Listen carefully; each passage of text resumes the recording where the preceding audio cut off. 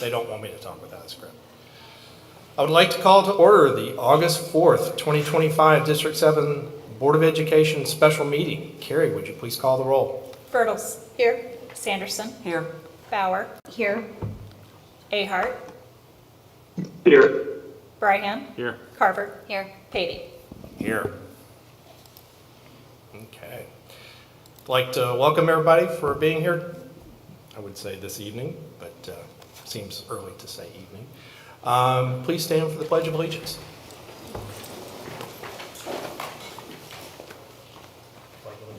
To the flag of the United States of America and to the republic for which it stands, one nation, under God, indivisible, with liberty and justice for all.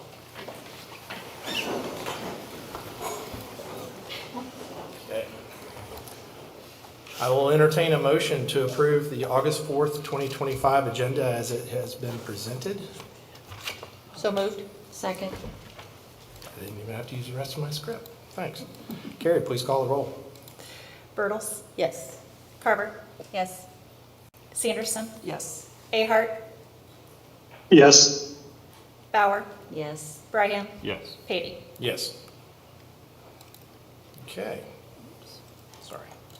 Hold on one second. Okay, at this time, the board has set aside time for anyone wishing to address the board.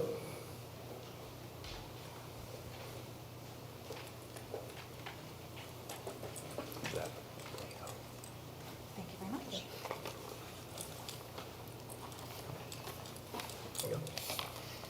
Okay. Then we do have people signed up. Let me go through the book. I would like to remind our public that this portion of the meeting, for a maximum of 60 minutes, time is reserved for comments from the public in accordance with Policy 2230, public participation at Board of Education meetings and petitions to the board as follows. This will be the only opportunity to address the board during the regular meeting. Please limit your comments to 3 minutes or less. A screen timer will be provided. Individuals may not defer their time to another speaker. If your comments are about matters involving students or district personnel, please refrain from disclosing names. Please understand that the board will not respond to questions made during public comments, but may direct the superintendent to address these questions in a district communication or at a subsequent board meeting. Please remember that the board generally needs to gather additional information about any questions or concerns prior to responding or taking action. At the conclusion of the meeting, if you have additional questions for the board, please see the board secretary. Okay. Laura Wilkinson.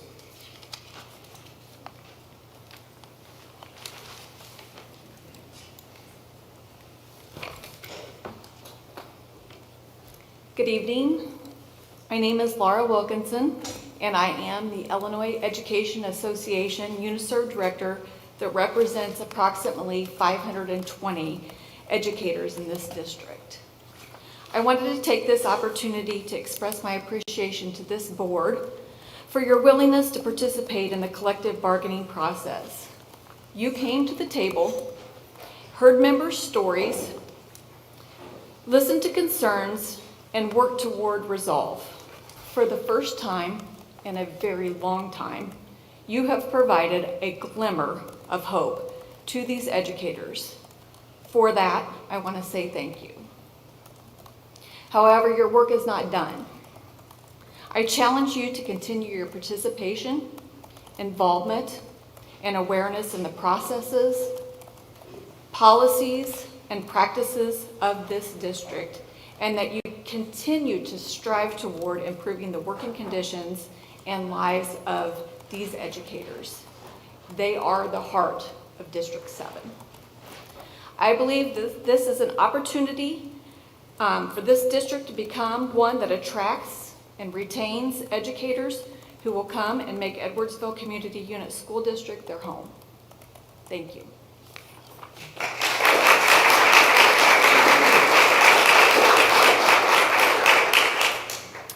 Rachel Harris.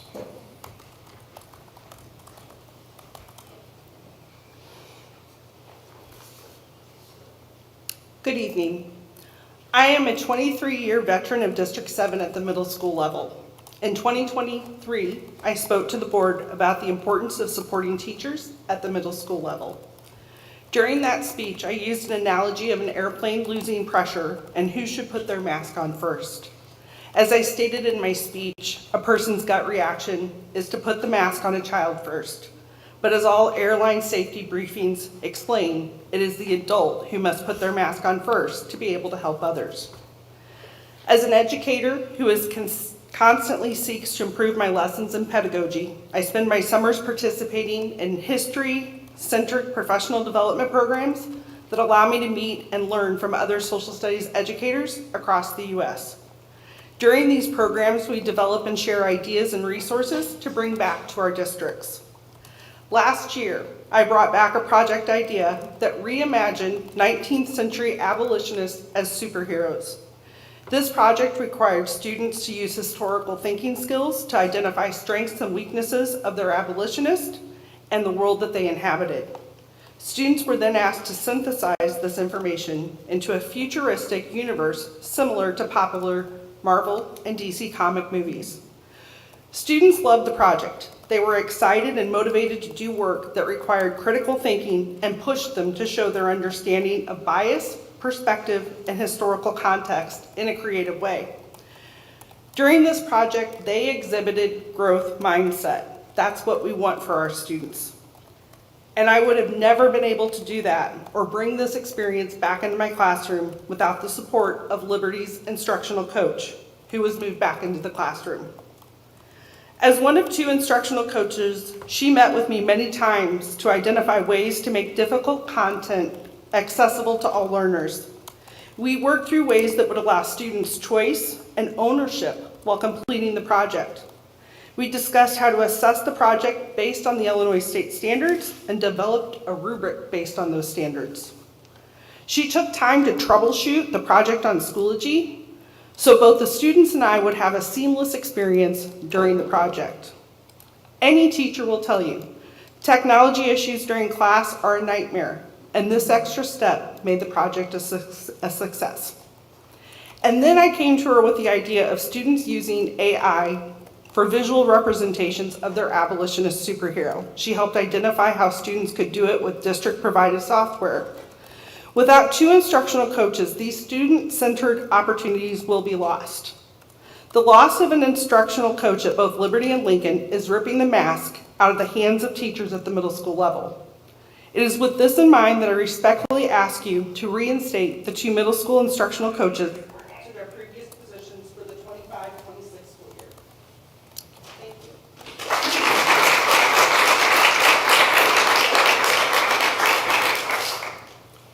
Sarah Hollis.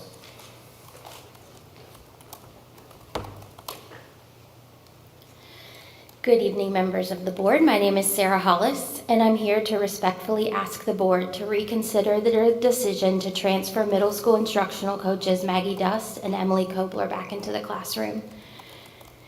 Last year, our middle schools were supported by 4 instructional coaches. Each coach split their time between teaching classes half the day and supporting classroom teachers the other half. The transfer back to the classroom will undercut the support system that our educators rely on. Middle school teachers are facing a perfect storm: new curriculum, new software, new staff, evolving district initiatives, and ongoing construction, all at once. Scaling back coaching support at a time like this is poorly timed and counterproductive. These coaches are not just helpers. They're instructional leaders, mentors, and problem solvers embedded into our buildings. Their absence will be felt immediately. Furthermore, no permanent roving substitutes are available at the middle school level, and these coaches can step in when needed, reducing disruption and helping maintain instructional continuity. Having instructional coaches teach for half of the day helps them remain closely connected to the day-to-day realities of the classroom. This dual role allows them to experience the same challenges as their colleagues. Because they're in the trenches alongside of us, their coaching will be grounded in current practice, making their guidance more relevant, empathetic, and immediately applicable. Reinstating both of these coaches would be a smart, student-centered move, one that aligns with our shared commitment to build stronger bridges between staff and district leadership. Thank you for your time and for considering this important request.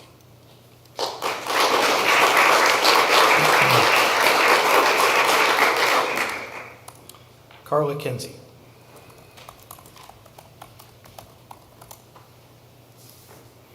Good evening. My name is Carla Kinsey, and I've been a teacher in the Edwardsville School District for 21 years. So this is the work that continues. Tonight I'm asking you to reinstate the 2 instructional coaches at our middle schools because removing them is not what's best for our kids. For the past 2 years, there have been 4 instructional coaches at the middle school level. 2 of these coaches have been honored as Teacher of the Year, the very 2 that will return to the classroom. Each coach taught half-time and filled their coaching duties the other half. Starting this coming school year, they have been reduced to 2. Our instructional coaches are superhuman. They each possess their own unique strength, but together they make absolute magic.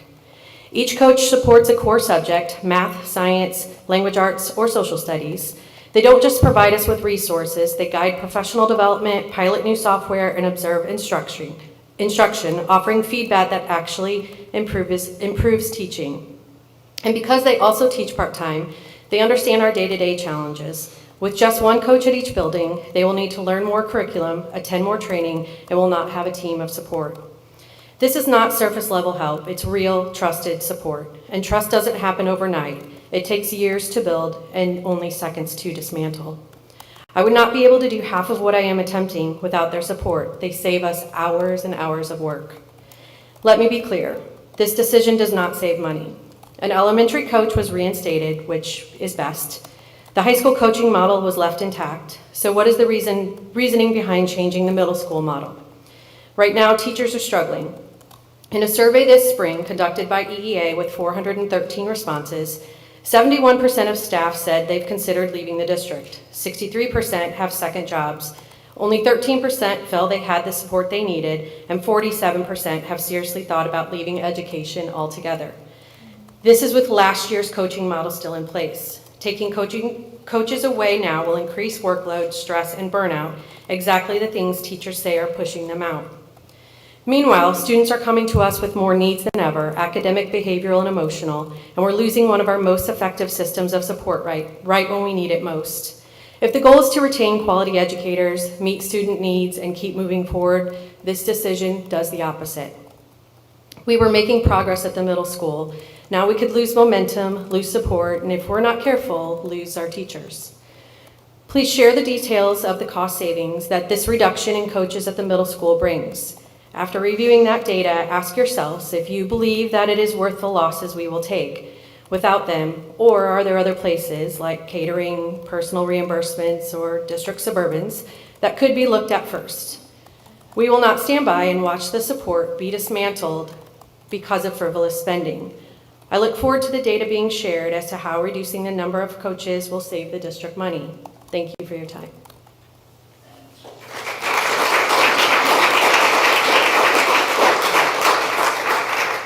Well, that's everyone who signed up. Is there anybody else that would like to speak? Okay. Before we move on to the next agenda item, the board would like to thank those who spoke this evening. While we're unable to address your comments at this time, please note the board will have conversations with administrators about the topics brought up tonight. You should expect to hear from Dr. Sheldon or an appropriate staff member either by phone or email. At this time, we will move on to action and considerations. Approval of action item 3.1. Dr. Sheldon. Thank you. It's recommended that the Board of Education approve the successor contract agreement between the Board of Education and the Edwardsville Education Association. Okay. May I have a motion? Move to approve. Seconded. Okay. Any discussion? I'd just like to thank both sides, whether it's the teachers that were represented as well as the administration and board members that sat at the table and worked through the details and got the final contract and approved by the teaching. So I appreciate that work that was done by all the extra hours put in and things by both sides. Thank you. I have a couple of things, although the big joke is I won't shut up, so I told my wife I won't take too long tonight. I think it's important that we as a board just take a moment and recognize that, at least from my perspective, this is a change in priorities, and a very significant one that I think will require some focus from administration to make sure that we keep this priority intact. And I'm very excited about it. And I want to acknowledge before we vote on this that a contract is not the end. I know a lot of people think about, sort of let everything build up through the year and then we'll fix it in the contract. The contract is a framework for future endeavors. It provides the guide rails that we will use to deal with issues when they arise, and the way in which we conduct the contract will matter as much as the contract itself. So I just want to make sure that everybody understands that as we go into this, and I think the board's participation and for me has been something that I will take away as a gift. So, any other discussion? See, that didn't take long. Good job. You did great. Okay. Great job. Okay, Carrie, please call the roll. Sanderson. Yes. Carver. Yes. Ahart. Yes. Bertles. Yes. Bryhan. Yes. Bauer. Yes. Patey. Yes. Okay, motion passes.